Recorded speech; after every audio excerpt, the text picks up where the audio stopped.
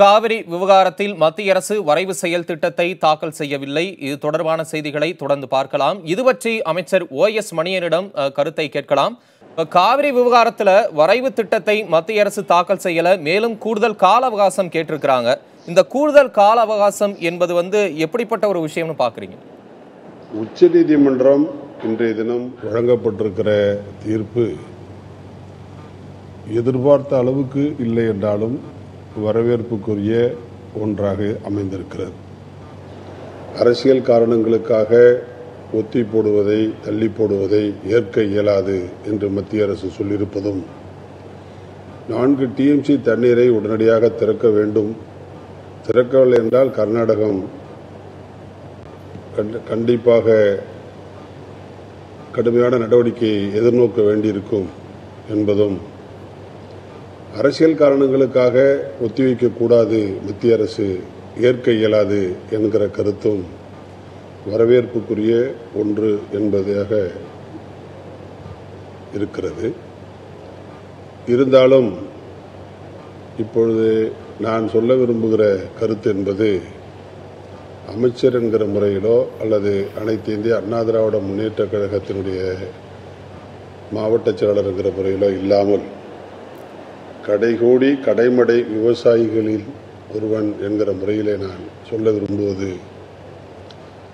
ஐக்கிய குஜரால் அவர்கள் பிரதமராக இருந்தபொழுது அவர் வரைவு திட்டத்தை அமுல்படுத்த அவர் வரைவு திட்டத்தை கொண்டு வந்தபோது அவர் சொன்னார், 4 மாநிலங்களின் முதன்மை செயலாளர்கள் கூடி எடுக்கப்படுகிற பெரும்பான்மை முடிவு தீர்வு என்று சொன்னார்.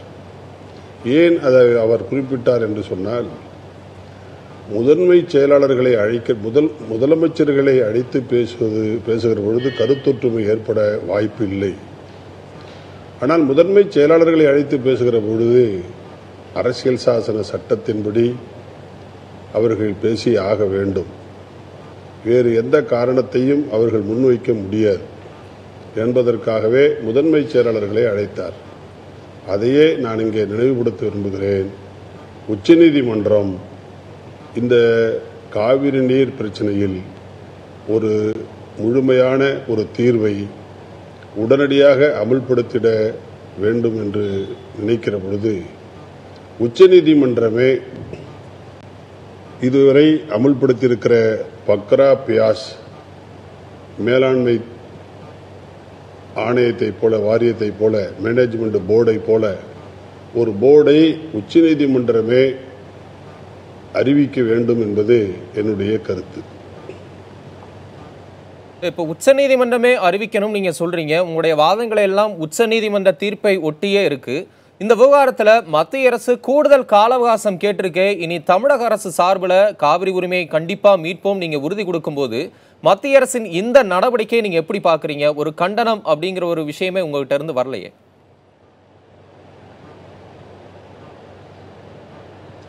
அப்படி இல்லை.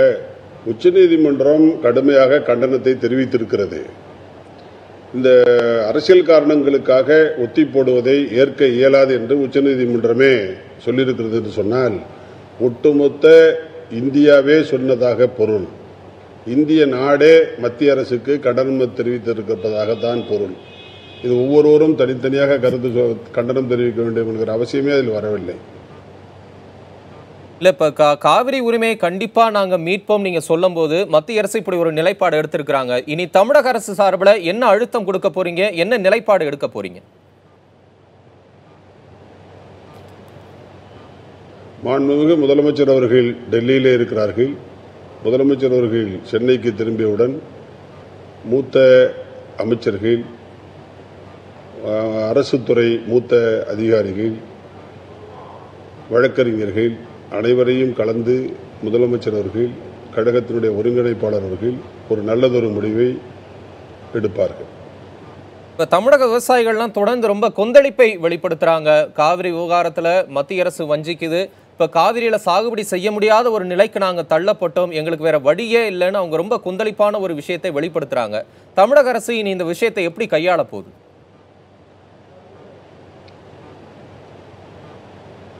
அதாவது காவிரி நீர் பிரச்சனை என்பது நேற்று இன்றைய பிரச்சனை அல்ல. ஒரு நீண்ட நெடிய பிரச்சனை.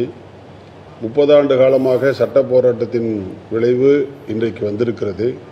உச்சநீதிமன்றம் வருகிற 8ஆம் தேதிக்குத்தான் தள்ளி வைத்திருக்கிறது.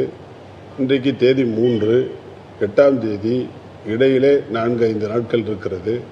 எனவே உச்சநீதிமன்றம் அதனுடைய நடவடிக்கைகள், அவருடைய கருத்துக்கள் இன்றைக்கு நமக்கு ஒரு நல்லதொரு நம்பிக்கையை ஏற்படுத்துகிற வகையிலே தான் இருக்கிறது. எனவே விவசாயிகள் நம்பிக்கையோடு இருக்கலாம். இப்போ நீங்கள் மத்திய அரசோட இணக்கமாக இருக்கிறது தமிழக அரசு, அப்படி இணக்கத்தின் மூலம் பல நல்ல விஷயங்களை தமிழக அரசு சாத்தியப்படுத்தி கொண்டிருக்கிறதுன்னு சொல்றீங்க. அப்படிப்பட்ட ஒரு நல்லிணக்கத்தில் நீங்கள் இருக்கும்போது காவிரி மேலாண்மை வாரியம் இன்னும் ஏன் அமைக்கப்படலை? அந்த நல்லிணக்கம் அங்கே செயல்படலையா?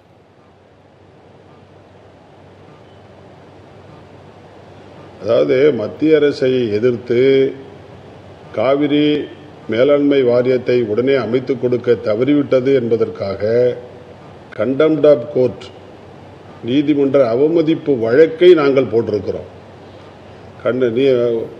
மத்திய அரசு உடனடியாக உச்சநீதிமன்ற தீர்ப்பை ஏற்காமல் காலம் தள்ளுகிறது என்பதற்காக முதலமைச்சரும் துணை முதலமைச்சரும் உண்ணாவிரதம் இருந்திருக்கிறார்கள்.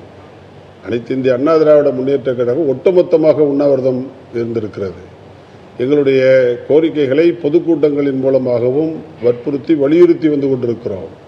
உச்சநீதிமன்றத்தில் எங்களுடைய அரசு வழக்கறிஞர்கள் மிக கடுமையாக இனி சொல்வதற்கு ஒன்றுமில்லை என்று சொல்லக்கூடிய அளவுக்கு வாதிட்டு இருக்கிறார்கள்.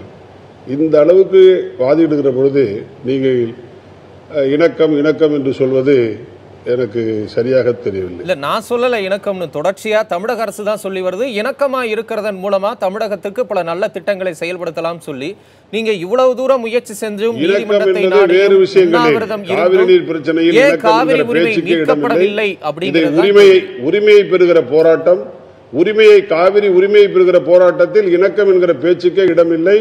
காவிரி உரிமையை பெறுகிற போராட்டத்தில் நாம் இன்றைக்கு புரட்சித் தலைவர் அம்மா அவர்கள் என்ன வழியை நமக்கு கொடுத்திருக்கிறார்களோ அதே பாதையில் இன்றைக்கு நாம் சட்ட போராட்டம் நடத்தி வற்புறுத்தி வலியுறுத்தி வந்து கொண்டிருக்கிறோம். இதில் இணக்கம் என்கிற வார்த்தைக்கு இந்த பிரச்சனையில் போராட்ட களத்தில் இணக்கம் என்கிற வார்த்தைக்கு இடமில்லை. காவிரி பிரச்சனை தமிழகத்தில் உச்சத்தில் இருக்கு. ரொம்ப ஒரு கொந்தளிப்பான ஒரு சூழல்ல தான் இருக்கு. இப்போ முதலமைச்சர் டெல்லி போயிருக்கிறாரு. முதலமைச்சர் பிரதமர் சந்திப்பு ஏன் நிகழல? பிரதமர் முதலமைச்சரை சந்திக்க மறுத்துவிட்டார் அப்படின்ற ஒரு செய்தியும் வருது. முதலமைச்சர் அதற்கு சில காரணங்களை முன்வைக்கிறார். எல்லா கட்சி தலைவர்களோடையும் போய் தான் சந்திச்சிருக்கணும், நான் போய் சந்திக்கிறது மட்டும் சரியா இருக்காதுன்னு சொல்லி. ஏன் இந்த சந்திப்பு நிகழல? காவிரி விவகாரத்தில் தமிழக அரசு என்ன அழுத்தம் கொடுக்கல? ஏன் அழுத்தம் கொடுக்கல? நீங்கள் சொல்லுவது முற்றிலும் முரணானது.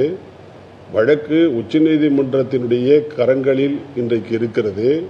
முடிய போகிற பிரச்சனையாக இருக்கிறது. இனி அதில் உச்சநீதிமன்றம் மூலமாகத்தான் நாம் தீர்வு காண வேண்டும். அதுதான் சரியான பாதை என்று புரட்சித் தலைவர் எம்ஜிஆர் அவர்களும் புரட்சித் தலைவர் அம்மா அவர்களும் வற்புறுத்தி வலியுறுத்திய வழியும் அதுதான். எனவே உச்சநீதிமன்றத்தின் மூலமாகத்தான் நாம் உறுதியான நம்முடைய உரிமையை பெற முடியுமே தவிர நீங்கள் பேச வேண்டும் என்பதிலே பொருள் இருப்பதாக நான் கருதவில்லை.